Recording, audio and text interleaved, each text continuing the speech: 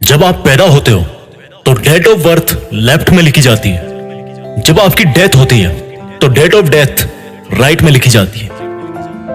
उन दोनों के बीच में जो जिंदगी आपकी, वो इन दोनों तारीखों को यादगार बनाती है। Got it? आप उन दोनों डेट्स को यादगार बनाने के लिए आज क्या कर रहे हो? कैसा लगता है जब पता पड़ता है कि अब एग्जाम के लिए केवल 1 महीना बचा है, 1 हफ्ता बचा है या कल एग्जाम है?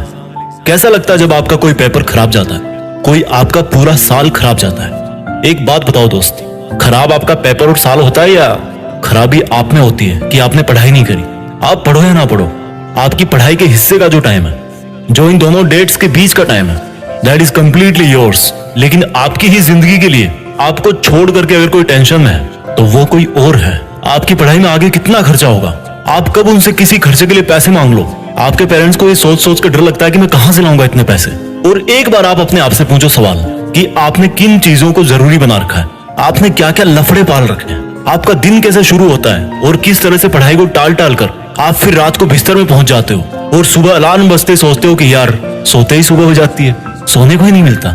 सोने को तो आपको मिल जाता है, लेकिन जो पढ़ाई के टाइम आपने जो जो लफड़े पाल रखे हैं उनको मैं बताता हूं एक बार। सबसे पहली बात कि आप बहुत ज्यादा खबरी बने हो, उसकी लाइफ में क्या चल रहा है। अरे मैच में कल क्या हुआ यार, वो क्लास में क्यों नहीं आई कल, मेरी फोटो पे लाइक क्यों नहीं आ रहे यार, आज ऑनलाइन होके भी मेरा मैसेज सीन नहीं किया उसने, पता नहीं किससे बात चल रही होगी। अच्छा मैंने कल तो काफी पढ़ाई की थी यार। अरे इस बुधवार की छुट्टी है, फुल टाइम अपना है यार। इस बार विंटर की सेल नहीं लग रही कहीं? ये मेरा मोबाइल कितना टाइम लगाएगा यार चार्ज होने में, यूट्यूब चलाना था मुझे।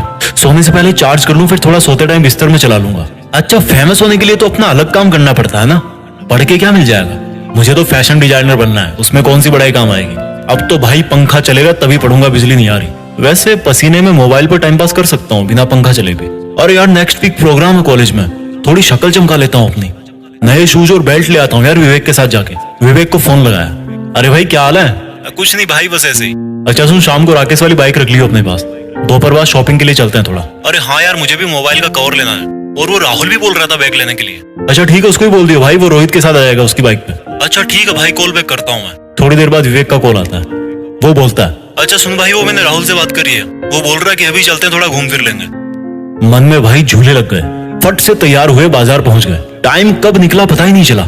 जहां अकेला जाके 1 घंटे में काम कर सकता था बंदा, वहां अब सबका फिजूल का काम खत्म करवाने का कॉन्ट्रैक्ट ले लिया आपने। और फिर वापस आते टाइम उनके घर से होते हुए आना था, मोबाइल से वेब सीरीज लेना था, बहुत सारे काम थे, लेकिन मकसद सिर्फ एक था, टाइम बर्बाद करना। मकसद सिर्फ एक था कि जो उन दोनों डेट्स के बीच में टाइम मिलाना आपको जिंदगी के नाम पर, उसको बर्बाद करना है बस।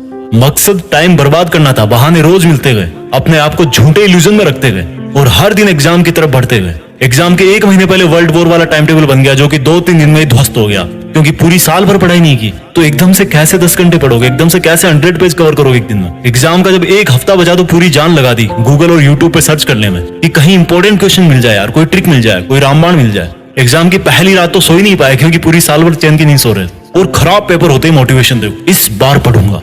फिर वही स्टोरी रिपीट, कैरेक्टर तो एक ही है, लाइट कैमरा एक्शन कोई और बोल रहा है, आप रोल प्ले करते जा रहे हो। आज अपने आप से एक सवाल पूछो यार, क्यों भाई, क्यों वो दिन देखना चाहते हो जब आप किसी के नीचे 15,000 की नौकरी करोगे और तब कोई और आपका ही साथी, जो आपसे ज्यादा बुद्धिमान तो नहीं था लेकिन आप जितने फालतू लफड़े नहीं पाल रखे थे उसने, वो ऑस्ट्रेलिया में बीच पे अपनी हॉलिडेज स्पेंड कर रहा होगा। जब आप भरी गर्मी में भीड़ भाड़ वाली बस में जगह ढूंढने के लिए घुसोगे, तब किसी और के घर में fully centralized all weather air condition लग रहा होगा। क्यों जानबूझ के इन्वाइट कर रहे हो वो सिचुएशन जब आपको सेल्फ रियलाइज होगा कि मैंने अपनी लाइफ में कितना टाइम वेस्ट किया। एक सक्सेसफुल स्टूडेंट का दिन शुरू होता है सूरज उगने के पहले। सूरज उगने से पहले वो तैयार होता है अपनी एक तेज तर्रार सोची समझी प्लानिंग और कॉपी कलम के साथ, और सूरज को बोलता है कि आजा चल लाइन में, देखता हूँ तो कितनी गर्मी भटकता है, कितना मुझे पसीने में भागता है, मैं तो नहीं रुकने वाला। एक स्टूडेंट का दिन खत्म होता है एक सेल्फ सेटिस्फेक्शन के साथ कि इस साल जो पढ़ाई का मैंने प्लान किया है, मैं उसके अकॉर्डिंग चल रहा हूँ और मेरा आज जितना प्लान था स्टडी का, वो मैंने आज फिनिश किया। बुद्धिमान लोगों में भी वही 1.5 किलो का दिमाग होता है, बस वो रगड़ के रखते हैं उसको, अपने दिमाग को अपनी उंगली पे नचाते हैं। और आपको देखो, हर कोई नचा रहा है। कभी सोनिया का मैसेज नहीं आता, कभी रोहित धोखा दे जाता है, कभी विवेक से लड़ाई हो जाती है, कभी सारे दिन अपने लिए ब्लूटूथ हेडफोन देखते रहते हो अमेज़न खोल के। आपको तकलीफ मिलती है हर दिन, दर्द होता है हर दिन, लेकिन वो जो तकलीफ और दर्द है ना, उसका सोर्स चेंज करना है।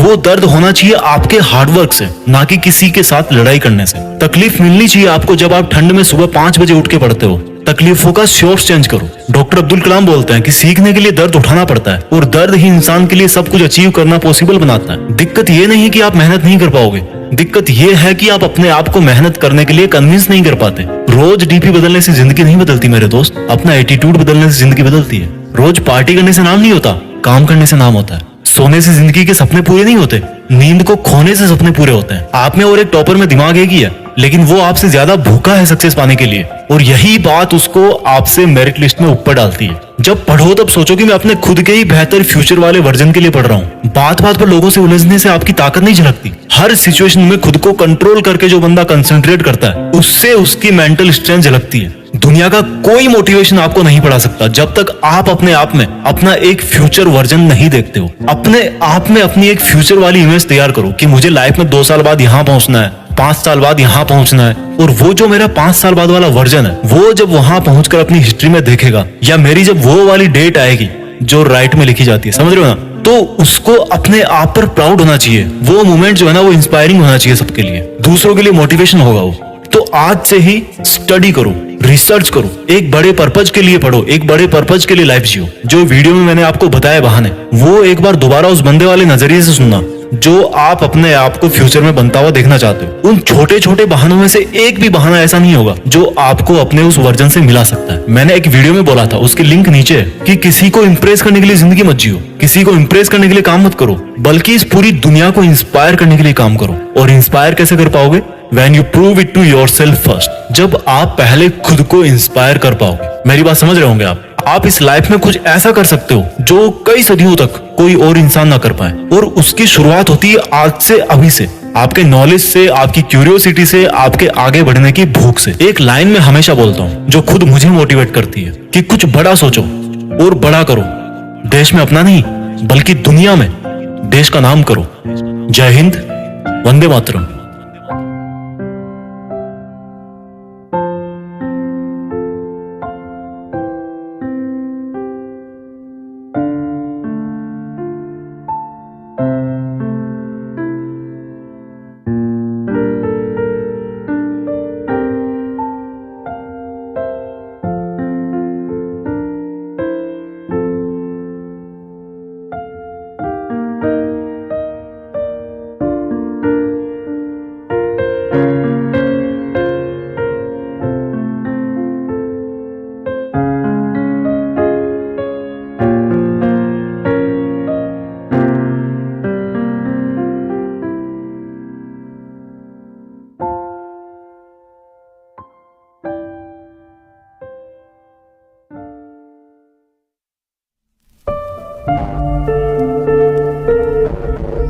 जीत फिक्स।